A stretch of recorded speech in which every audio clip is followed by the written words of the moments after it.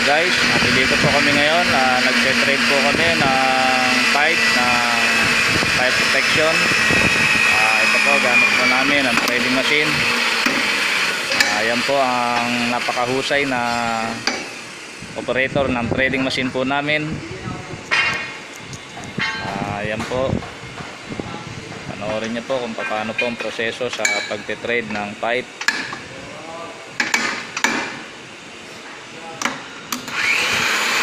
Tinetradean po itong pipe at pagkatapos po nito lalagyan po ng teflon at ipipit up, lalagyan ng fittings at pagkatapos po noon i-install. Ipapakita ko po sa inyo kung paano po ang mga proseso na pag-install ng pipe protection.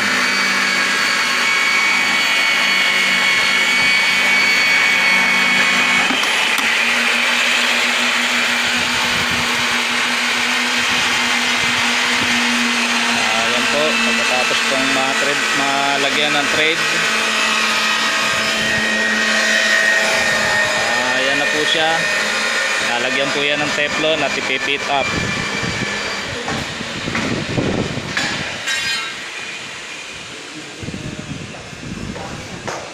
Bago po namin i-trade ang pipe, pinipinturahan po muna namin ng primer.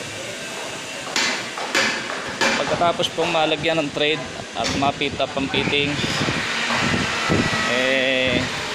pinipinturahan muli ng primer. Ayan na po, naipit up na po ang mga fittings.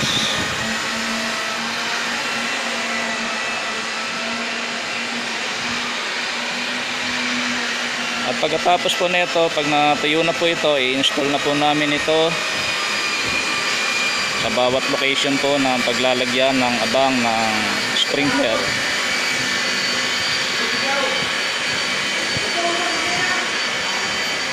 At pagka ito po ay na-install na po namin,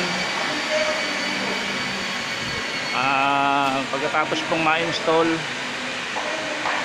tinetesting po namin ito pagkatapos pong ma-install para masigurado na wala po siyang leak o tulo. Gaya po nito, nakababad po ito sa pressure na 250.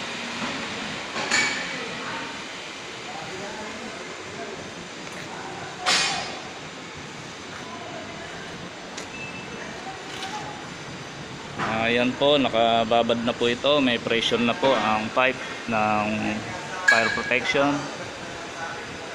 At inspeksyonin po ito ng inspector kung okay na.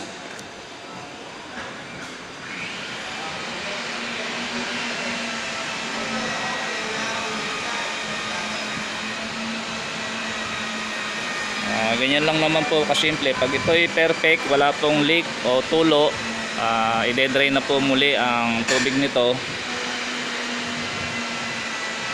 At para pagkatapos na pong lagyan ng sealing o kesame, ay lalagyan na po namin ng sprinkler.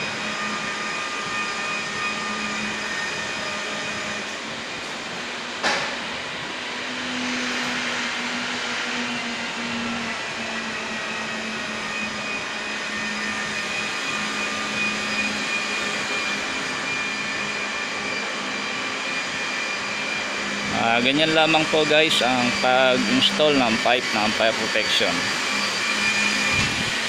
Guys, hanggang dito na lamang po. Sana po huwag niyo pong kalimutang mag-subscribe at mag-like sa aking channel. Maraming salamat po sa inyong panonood. Ingat na lang po kayo palagi at lagi po tayo magdarasal dahil God is good all the time. Thank you.